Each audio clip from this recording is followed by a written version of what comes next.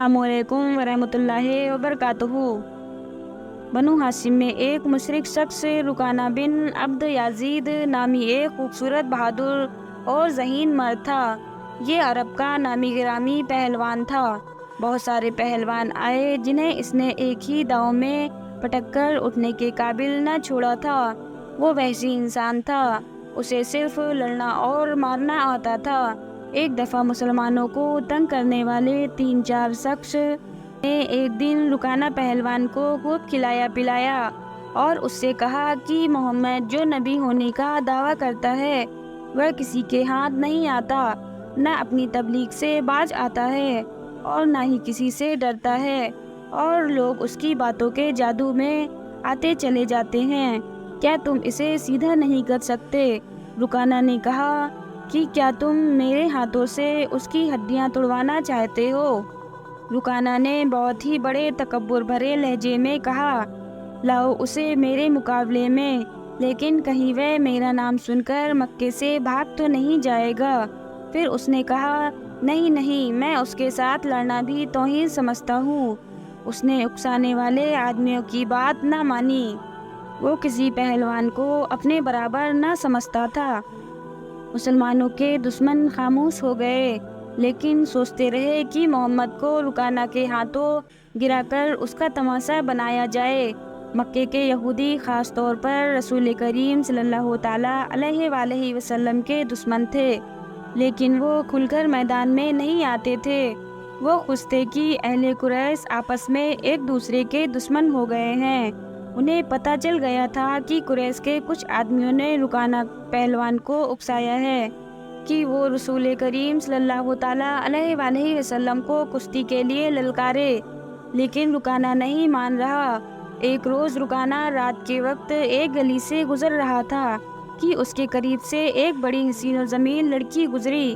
چاندنی رات میں لڑکی نے رکانہ کو پہچان لیا اور اسے دیکھ کر مسکرائی۔ رکانہ وحشی تھا، وہ رک گیا اور لڑکی کا راستہ روک لیا اور لڑکی سے کہنے لگا، کیا تم جانتی ہو کہ اگر ایک عورت مرد کی طرف دیکھ کر مسکراتی ہے تو اس کا مطلب کیا ہوتا ہے؟ اس کا مطلب ہوتا ہے کہ عورت اس مرد کو چاہتی ہے۔ پھر پوچھا، تم کون ہو؟ تو اس نوجوان لڑکی نے جواب دیا، میں سبت بنت ارمن ہوں۔ اچھا، ارمن یہودی کی بیٹی؟ رکانہ نے کہا اور اس لڑکی کے کندھے پر ہاتھ رکھ کر اسے اپنے قریب کر کے بولا، کیا میرا جسم تجھے اتنا اچھا لگتا ہے؟ اور کیا میری طاقت؟ تمہاری طاقت نے تو مجھے مایوس کر دیا۔ سبت نے اس کی بات کاٹ کر اکتائے ہوئے لہجے میں کہا، تم تو محمد سے ڈرتے ہو۔ کون کہتا ہے؟ رکانہ نے گرج کر پوچھا۔ سب کہتے ہیں، سبت نے کہا، اس لیے پہلے محمد کو کہو، میں اپنا جسم تمہیں دے دوں گی۔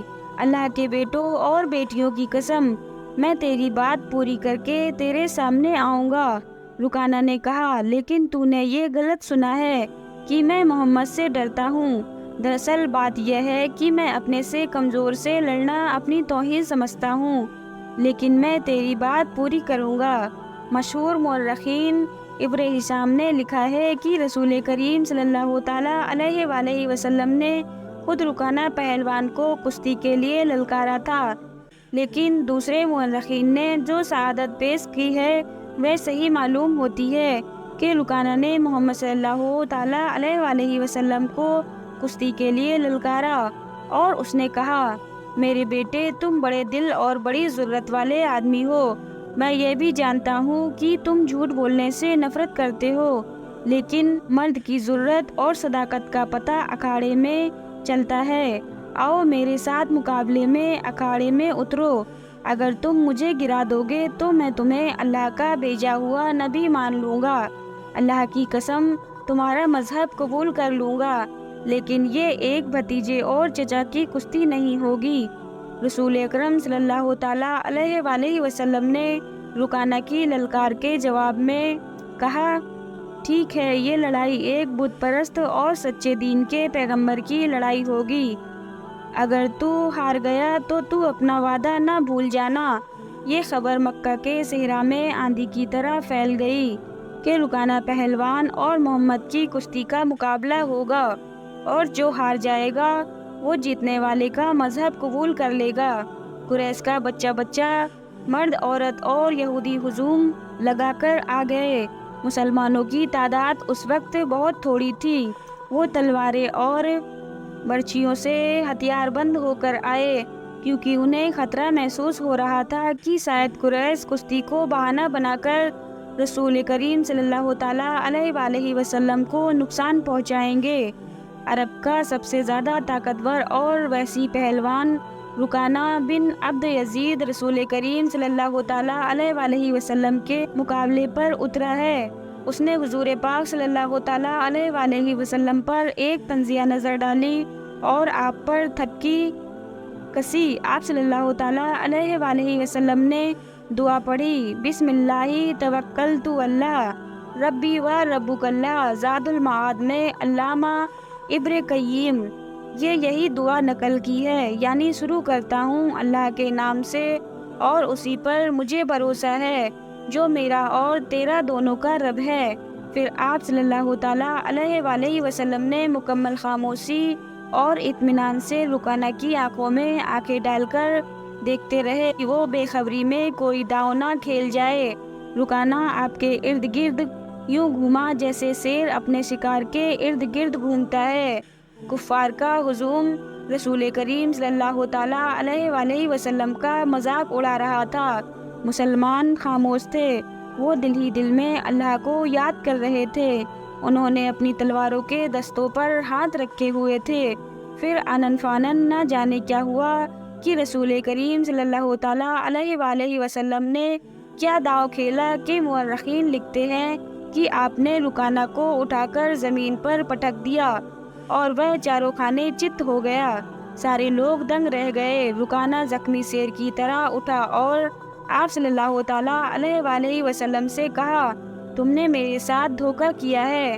مجھ پر حملہ اس وقت کیا جب میرا پیر پھسل گیا تھا۔ میں تمہارے داؤ سے نہیں، اپنے پیر پھسلنے سے گرا۔ آپ صلی اللہ تعالیٰ علیہ وآلہ وسلم نے کہا، چلو ایک اور موقع لے لو۔ رکانہ پھر حملہ ور ہوا اور آپ نے پھر وہی داؤ کھیلا اور دوبارہ اسے پٹک دیا۔ فیصلہ کرنے والوں نے فیصلہ کر دیا، رکانہ ہار گیا۔ رکانہ پھر بھی نہ مانا اور کہا، تم لوگ مانو گے نہیں، لیکن دراصل محمد نے مجھ پر داؤ اس وقت کھیلا جب میری پلک جھپک گئی تھی اور میں دیکھ نہیں پایا۔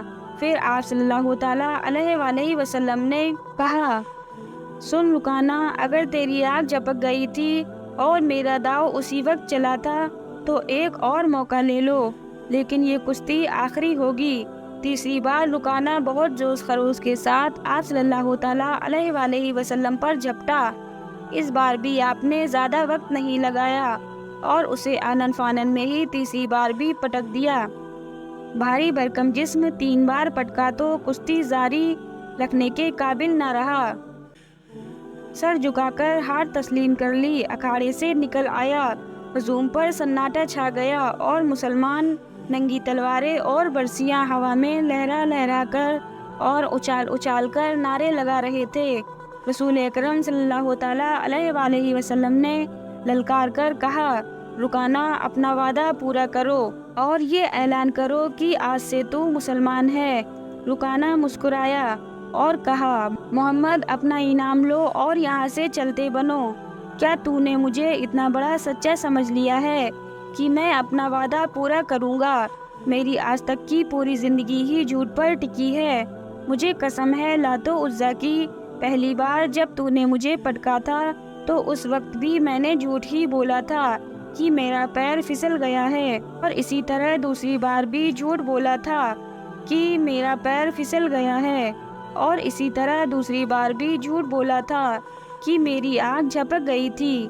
میرا کوئی پیر نہیں پھسلا تھا اور نہ ہی میری آنکھ بند ہوئی تھی۔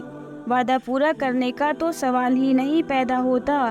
جب کشتی کا انعام رسول اکرم صلی اللہ تعالیٰ علیہ وآلہ وسلم کو دیا جانے لگا تو آپ صلی اللہ تعالیٰ علیہ وآلہ وسلم نے فرمایا، میرا کام رکانہ سے لڑنا اور کشتی کرنا نہیں ہے، یہ تو رکانہ کا کام ہے، لہٰذا انعام کا اصل حقدار بھی وہی ہے۔ پھر آپ صلی اللہ تعالیٰ علیہ وآلہ وسلم انعام لے کر رکانہ کے پاس گئے اور انعام اس کے ہاتھ میں تھمانے لگے۔ رکانہ نے آج پہلی بار آپ صلی اللہ تعالیٰ علیہ وآلہ وسلم کا نورانی چہرہ اتنے نزدیک سے دیکھا تھا۔ اس کے دل نے گواہی دی کہ یہ چہرہ جھوٹے شخص کا نہیں ہو سکتا، اور دبدبائی آواز میں کہا، مجھے یہ انعام نہیں، وہ انعام چاہیے جو کشتی ہارنے پر مجھے ملنا تھا، یعنی مجھے مسلمان ہونا ہے۔ اور پھر مجمع کے سامنے کہا، میں گواہی دیتا ہوں کہ اللہ کے سوا کوئی معبود نہیں، اور محمد مصطفیٰ صلی اللہ تعالیٰ علیہ وآلہ وسلم اللہ کے رسول ہیں۔ امید ہے یہ واقعہ آپ کو پسند آیا ہوگا۔ واقعہ پسند آیا ہو تو لائک کریں، اپنے دوستوں میں شیئر کریں اور کمنٹ کر کے بتائیں یہ واقعہ آپ کو کیسا لگا۔ ایسے ہی واقعہ سننے کے لیے ہمارے چینل کو سبسکرائب کریں۔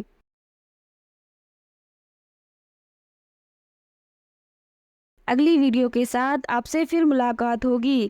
اپنا بہت خیال رکھیں۔ اللہ حافظ۔